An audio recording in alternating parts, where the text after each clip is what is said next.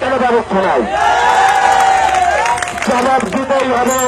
আর যদি এটা মনে করে থাকেন নীরবতাই ভয়ঙ্করের লক্ষণ, কিন্তু কথাটি বারবার বলে দিতে চাই সংগ্রামী বন্ধুগণ, আমরা এই 7-8 দিনে পেরিয়েছে, কোন কেউ বলতে পারবে না, আমার প্রশাসনের ভাইয়েরা বলতে পারবে না একটা গাড়িতে পড়ে কথা একটা রিক্সাওয়ালাকে আমরা ধমক দিয়েছি।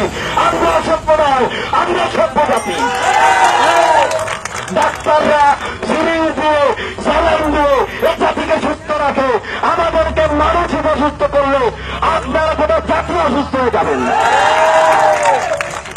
আর কত মানুষের ভাব ধরবো, আর কত সহ্য করাবেন আমাদের? 8টা দিন আমাদের কাছ থেকে জীবনের ইতিহাস করে নিয়েছেন। তাহলে কি এটা কি যুদ্ধ? একটি স্বাধীন দেশে আমরা কি আমাদের শিক্ষার জন্য যুদ্ধ করব? যুদ্ধের দাবি তো আন্দোলন কখনো রক্তে যদি কখনো আগুন লাগে সে আগুন পানিতে ডুববে না, সে আগুন আন্দোলনের সফলতায় নিত্য সংগ্রামী ব্যক্তিরা। অনেকে এখানে এসে আমাদেরকে বিভ্রান্ত করার সুযোগ সৃষ্টি করতে চান। আপনাদেরকে বলে দেই, ভদ্র ভাষায় বলব, যদি না শুনেন হাত কিন্তু চলবে। এখানে কেউ দেশে আসি নাই পদ্মার নদীতে যেমন কচুরি পানা ভাসে, আমরা ভাসি নাই। এখানে এসেছি অবশ্যই রাস্তায় মোকাবেলা করার ক্ষমতা রাখিতে তো এসেছি। 7 দিন ঘুরিয়ে গেছে, 7 দিন নয় 7 মিনিটে রাস্তায় হাঁটতে পারতাম না সংগ্রামী বন্ধুগণ। অনেকেই একটি কথা প্রশ্ন করেন, আসলে ম্যাচ তো 200-র উপরে, কিন্তু আমাদের কোনো একটু কমে একটু বাড়ে, এই কথাটা কি অবশ্যই সত্যি কথা। তবে একটি কথা বলতে চাই, যে আগুন যত দ্রুত নিভবে সে আগুন তাড়াতাড়ি নিভে যায়। আস্তে আস্তে জ্বললে সেই আগুনটির রং লাল থেকে নীল শিখা হবে, আর সেই আগুনের তাপে পুরো যাবেন, কিছু থাকবে না সংগ্রামী বন্ধুগণ। আন্দোলন শুধু আজ প্রেস ক্লাবে নয়, আন্দোলন চলছে আমার বাবার চোখের পানিতে, আন্দোলন চলছে আমার পরিবারের মধ্যে চাকরিয়ারা ভাই, আন্দোলন চলছে আমার প্রেস ক্লাব, আন্দোলন চলছে আমার সিভিল সার্জন অফিসে, সব জায়গায়।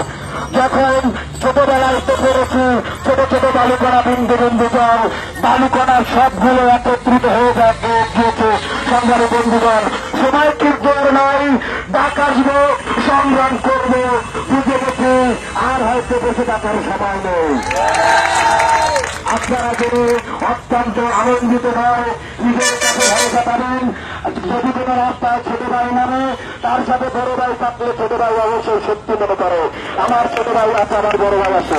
সংগ্রামী বন্ধুগণ, আমাদের এমনই একটি গার্জিয়ান আমাদের মাঝে, নাম আমি এখন বলবো না, আপনারা তাকে দেখবেন আমাদের সাথে একাত্মতা ঘোষণা করার জন্য সুদূর সিরাজগঞ্জ 300 কিলোমিটার দূর থেকে আমাদের সাথে আসছেন। আমাদের গার্জিয়ান আমাদের সাথে আসলে পেশাজীবী ভাইয়েরা, কর্মজীবী ভাইয়েরা তাদের কর্ম বন্ধ করে দেবে। আমরা রাস্তায় নেমে এসেছি, সমস্ত জেলায় জেলায় আন্দোলন চলবে। তারপর দেখি দাবিমা আদায় তো দূরের কথা, কিভাবে করবেন? বাসায় ব্যাঘাত করবেন, পানি খায় না, দুধ খাওয়া দাবি আদায় আনবেন, এটাই করতে চাই। আর যদি বলেন, চ্যালেঞ্জ করেন যে দেখতে চাই, আমরা কোনো অহিংস জাতি নই, আমরা কোনো সংবিধানের পরিবর্তী দাবি করি না, আমরা কোনো অসহিংস ব্যক্তি নয়। আমরা যে দাবি করেছি, এই দাবি 1971 সালে যেই দেশটির জন্ম হয়েছিল, যেই দেশটির সৃষ্টি হয়েছিল, সেই দেশের মানুষের প্রাণের দাবি, সেই দেশের মানুষের সংবিধানের দাবি, সেই দেশের যে মুক্তিযোদ্ধাদের জন্যই 1974 সালে জাতির পিতা বঙ্গবন্ধু শেখ মুজিবুর রহমান আমাদের মতো ছেলে পেলেদেরকে দিয়েই স্বাস্থ্য সেবা টিকিয়ে রেখেছিল। কত বড় দিল নকশা, কত বড় কারুকলাপ আপনারা করতেন, যেই ব্যক্তির জন্য 1000 বছরের শ্রেষ্ঠ বাঙালি জাতির পিতার স্বপ্ন আপনারা ধূলিসাৎ করতে চান। আমরা তাকে মানি, ফাদার অব দ্য নেশন, তিনি জাতির দিক নির্দেশক। তার স্বপ্ন বাস্তবায়নের জন্য 7 দিন নয়, যদি 70 দিন থাকতে হয় তাও থাকবো। চ্যালেঞ্জ করে বলে গেলাম, দাবি আদায় না হওয়া পর্যন্ত রাস্তা থেকে ওঠার কোনো শক্তি নাই। রাস্তা থেকে উঠব না। যদি পারেন প্রথমে বড় দিচ্ছি লিস্ট করে 1 নম্বরে ঠান্ডা পানি দিবেন, সমস্যা নাই। গরম পানি দিবেন, সমস্যা নাই। জল কামান বলেন, সমস্যা নাই। সাউন্ড বলেন, সমস্যা নাই। আর ওই ছাত্র নাই তো বন্ধ করেছে, এই ছাত্র করেছে, এদের ভয় দেখার লাভ নাই। দাড়ি পাতনা 70 বছরের বুড়া লোক এখানে আসে নাই, এখানে 25 বছরের রক্ত আছে। সংগ্রামে যখন নামছি দাবি আদায় করব, এইটাই লাস্ট কথা। যদি পারেন গুম করেন, যদি পারেন হত্যা করেন, যদি পারেন গুলি করেন, তারপর দেখব কোথায় কি হয়েছে। সংগ্রামী বন্ধুগণ, অনেক কথাই বলে ফেলেছে, এখন শুধু একটু অপেক্ষা করুন, একটু অপেক্ষার পালা। আজকে যদি সেই 16 তারিখে যদি একটি বাচ্চা জন্মগ্রহণ করত, বাচ্চাটির বয়স আজকে 8 দিন হতো কিনা? একটি গাছ যদি লাগাতাম, সেই গাছটির বয়স আজকে 8 দিন হতো।